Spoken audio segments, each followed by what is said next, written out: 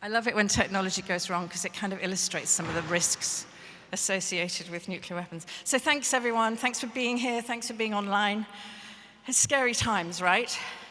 But scary times helps us sharpen focus, and it helps us set priorities. And now I've got to use another hand.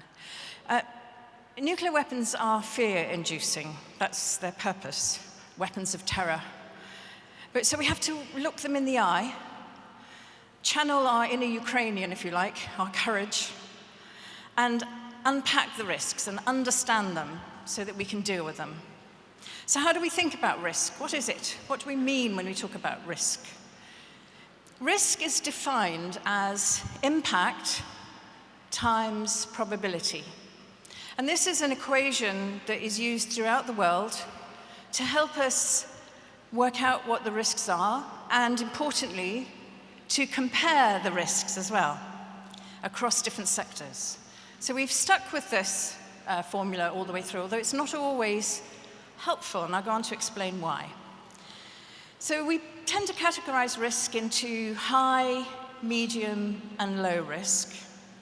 But in the case of nuclear weapons, as is often the case, the impact of nuclear weapons is high, whatever the probability. And so this side of the equation dominates the whole answer. So the answer is that because impacts are so high, the risks associated with nuclear weapons are always high. So that's the first thing. Now, the other thing is that the range of impacts, the range of consequences, is actually quite well understood. We understand what happens when you detonate a nuclear weapon in terms of its yield, in terms of the height of detonation, in terms of the targets, in terms of the numbers of detonations, what happens under different weather conditions, and what are the range of responses to the use, the detonation of nuclear weapons. We understand it in the short term in terms of the blasts, the fires, the prompt radiation, and we understand it in the medium and longer term in terms of the fallout, the long-term radioactive debris, and nuclear winter, and decades of famine. We understand all of that. The probabilities, however, are not well understood.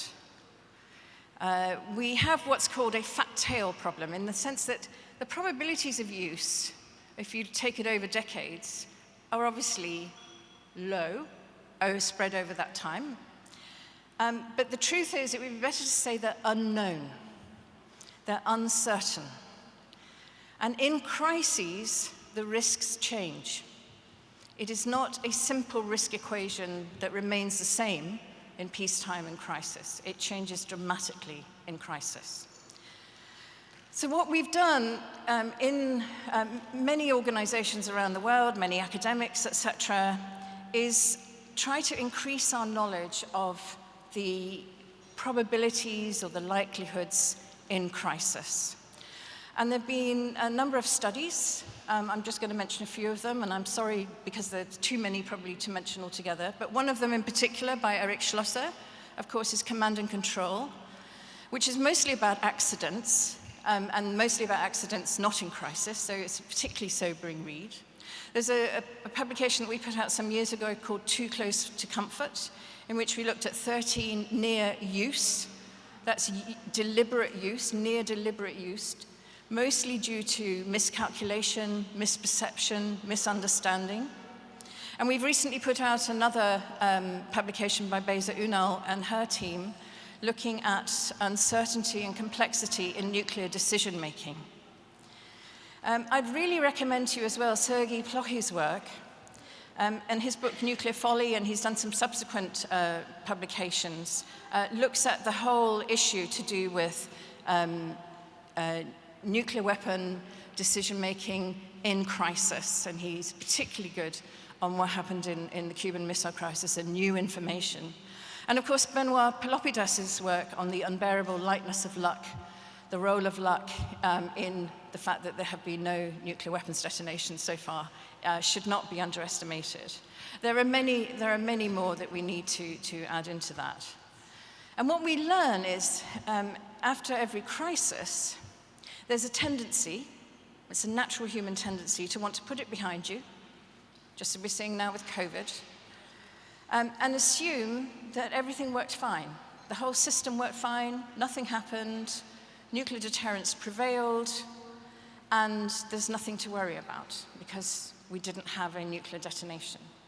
However, when you actually look at the details, and when decades later you understand more about what happened as information comes out, you realize that luck was in fact a major factor, as was the psychology, as was the decision-making pathways, the individuals associated with those decisions. So much of it was dependent on chance, on luck.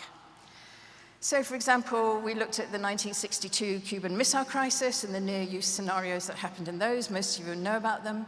But that information was not revealed for decades, 40 years, 50 years. In 1983, we had two major crises, the Petrov crisis and the Able Archer crisis, both of which took us really close to that edge of near-nuclear use. In 1995, we had the Black Brant crisis. That was not in time of conflict, though, and therefore the decision-making process is quite different, and we've looked at that. There's the Kargil crisis between India and Pakistan, and of course in the last 10 years we've had a number of scares over North Korea and what North Korea might do. And now we have the 2022 crisis with Russia's invasion of Ukraine and the overt threat to use nuclear weapons. But let's just take a minute to recognize that deterrence relies on risk. It relies on a risk perception, and it relies on our understanding of risk. So that's true for all forms of deterrence. Nuclear deterrence relies on understanding of overwhelming existential risk. And it assumes that the threat, the consequences, the impacts are so high that this will in the end halt aggression and nuclear detonation will be prevented. And all of that may work in theory, and it may work in practice with rational actors, but does it work with irrational actors? Does it work with dictators? Does it work with despots? Does it work with people who don't see the world quite in that way? So my view is that despots and nuclear weapons are not a good mix. And I think that's one of the big problems that we're facing now, that the whole framework of thinking throughout the Cold War was based on a number of assumptions that no longer hold. So let's have a look at today. Now let's be clear what's happened. We've had a founding member of the United Nations invade a sovereign country, one of its neighbors. We've had a depository of the Nuclear Nonproliferation Treaty threaten the overt threats to use nuclear weapons. Not to deter, but to instill fear, to compel, to make people's behavior bend to its own view of the world. Would Russia use nuclear weapons against Ukraine? There's been a lot of talk about that. Possibly, possibly not. Might they use nuclear weapons against NATO countries? I think there's a higher risk of that. We cannot rule it out. It's not impossible. They have said in certain cases that this is what they would do. And I think NATO states are very aware of that real possibility. And they are responding, I have to say, kudos to NATO states, they are responding responsibly in this case. But we're running extremely high risks at the moment. So to close off, having thought about risk quite a lot, and there's, I'm sure, many questions, and I'm happy to go into more details, I want you to just take a minute right now to imagine what might have happened if, in the 1990s, when there were many nuclear disarmament initiatives, when there was a new flowering of the end of the Cold War and relationships between the United States and Russia, just imagine for a minute that Russia and the United States had decided to eliminate all of their nuclear weapons, and over a period of some 10, 20 years, they had managed to achieve that. And that with them came along the other nuclear weapons possessors. We might not be in a situation of complete abolition now, but we would not be in the situation we are today. And what would this mean for today if we could imagine that that had happened in the 1990s?